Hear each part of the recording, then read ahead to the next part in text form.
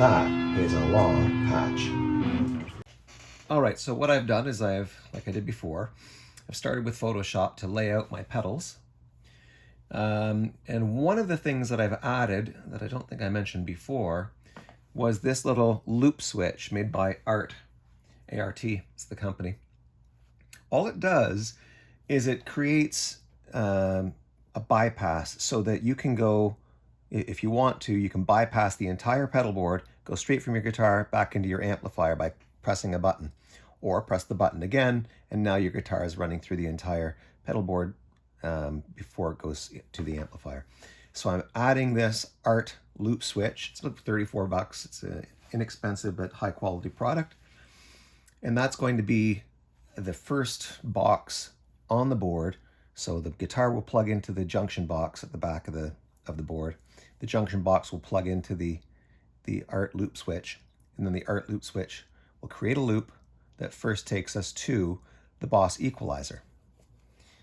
So this is the effects loop that's starting, assuming that the ART loop switch is set so that the effects loop is active. We will go first to the Boss EQ 200, then to the Pigtronics Resotron. I want to go with the Resotron before the exotic wah, because the Resotron will give the mouthing, like the humanizing voicings, independently of whether I'm rocking back and forth on the wah. And I think that's appropriate. So the voicings come first, then into the wah for the overall tonal change. From the exotic wah into the twin bender fuzz with the impede control, which will help should these two pedals not want to talk with one another well. And then from the fuzz into the Deja vibe. From the Deja vibe, we go into the Empress Buffer Plus. It's a buffer plus a boost.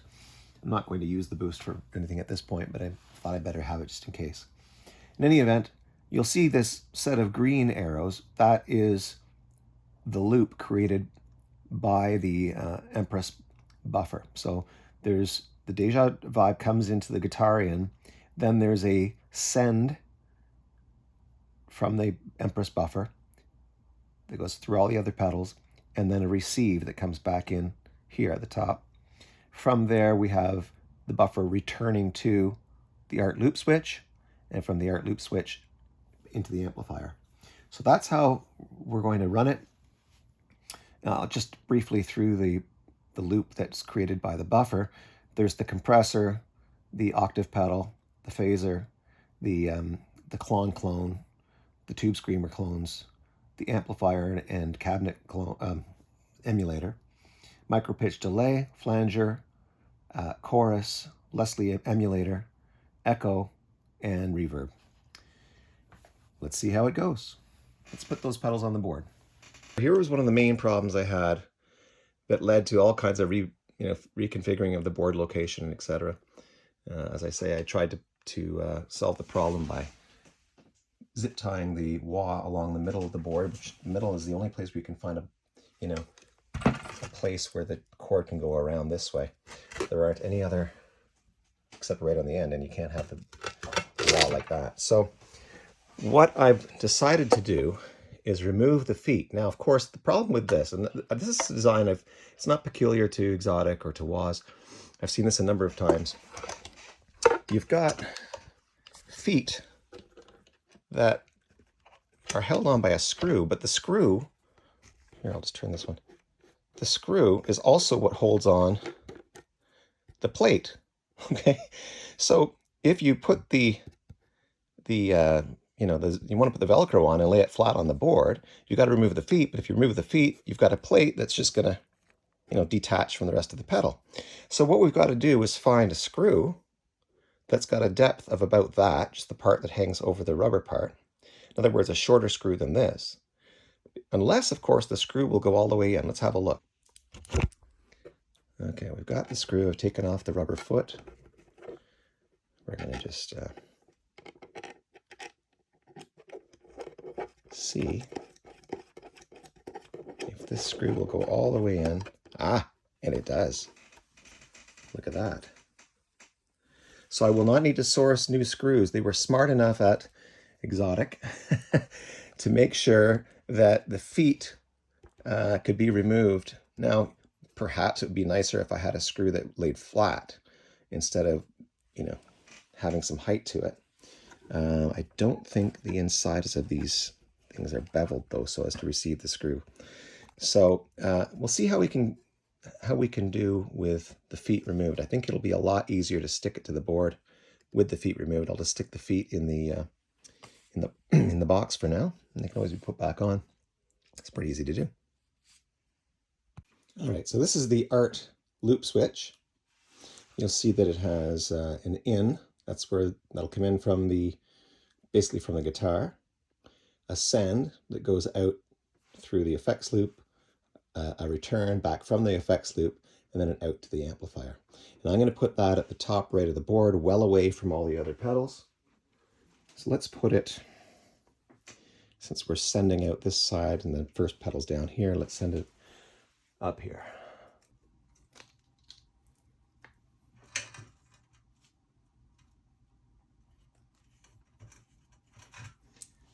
And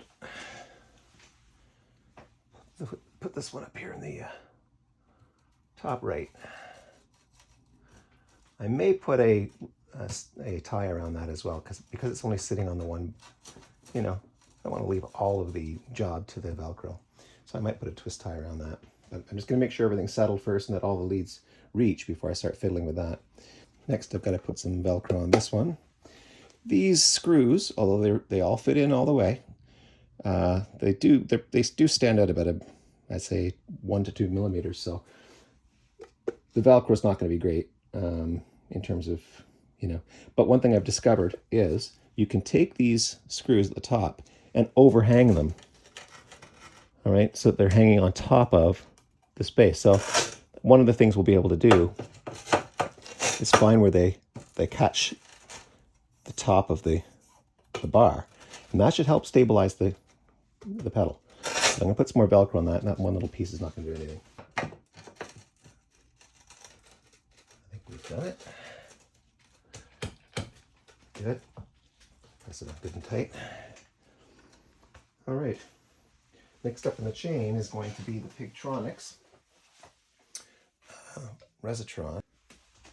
We'll make some guesses about the distances between pedals. For the time being, I'm going to say keep them relatively close. I don't think that my foot here is going to trigger any of this. Maybe I'll just give it a bit of extra space. Okay.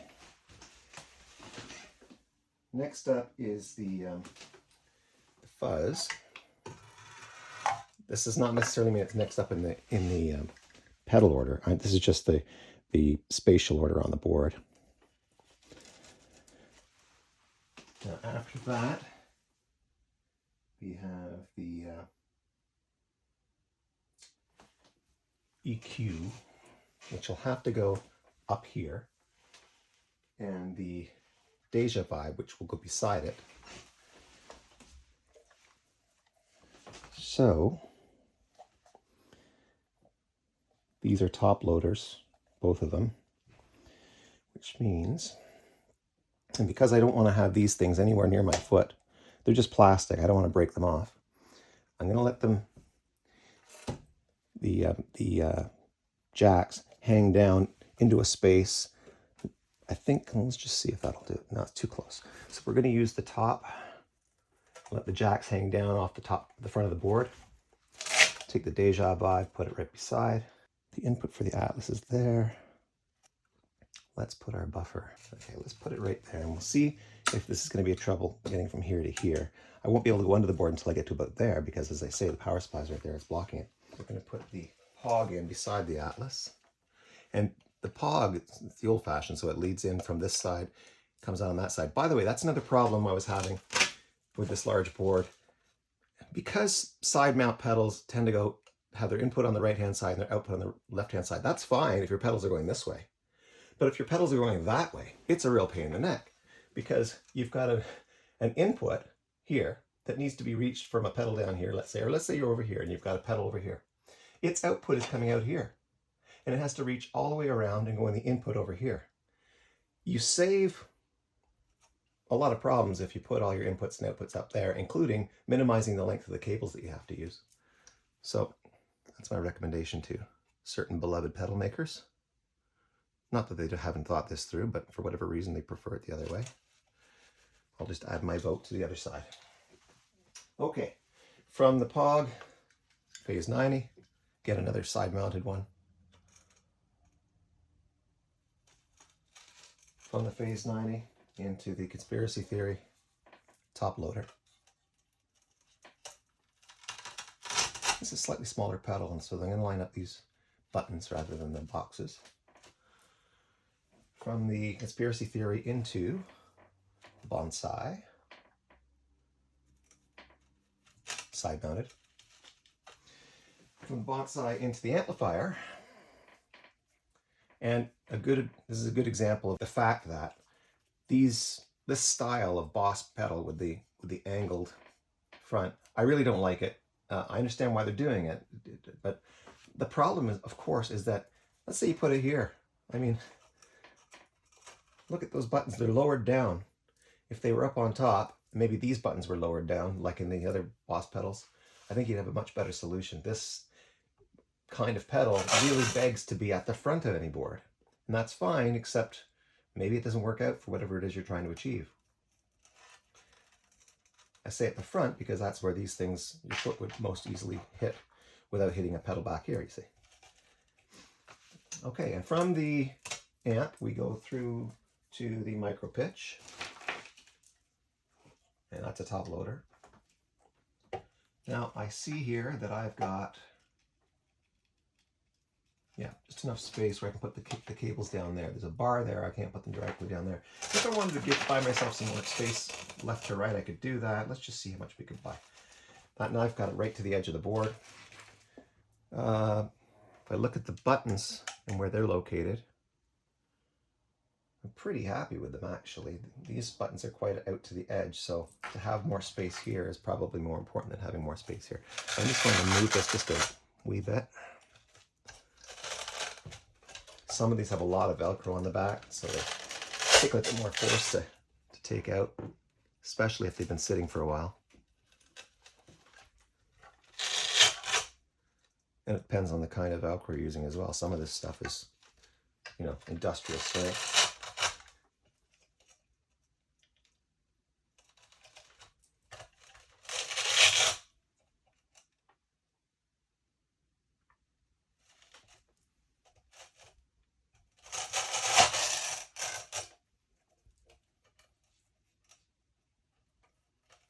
That's where I'm going to put that in. Okay. Now let's go up here. We've got our Eddie Van Halen flanger. Again, the input on this side. I'm going to try with this what I did with the wah, and that is, you'll see here there are these feet. Let's see if the screws will fit into the bottom of the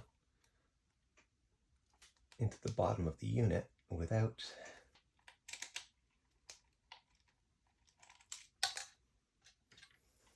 It's quite a long screw. I don't know if you can see that. Let's see if we take the foot off, if we can put the screw straight through into the box without it sticking out.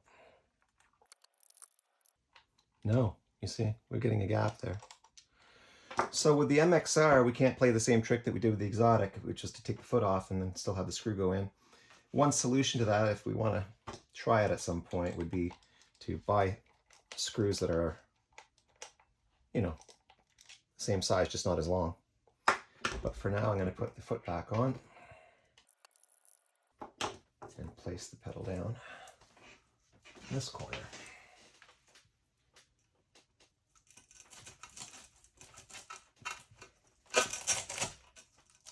I have to do it slightly.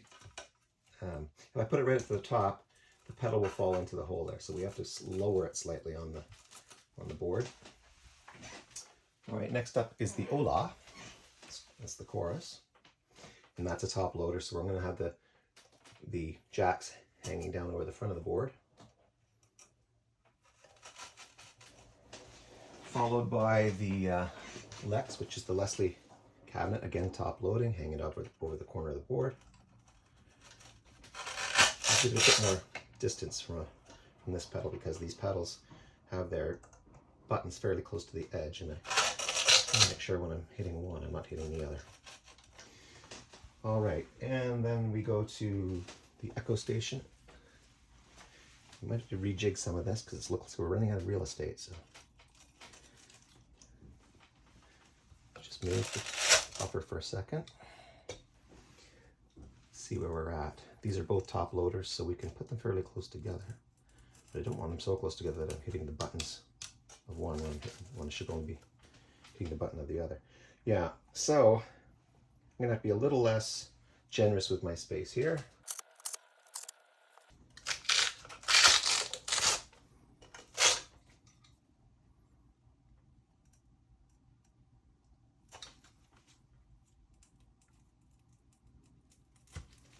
And there we go. We got them all on with none in the middle. So that nightmare that I was facing, hopefully we can avoid.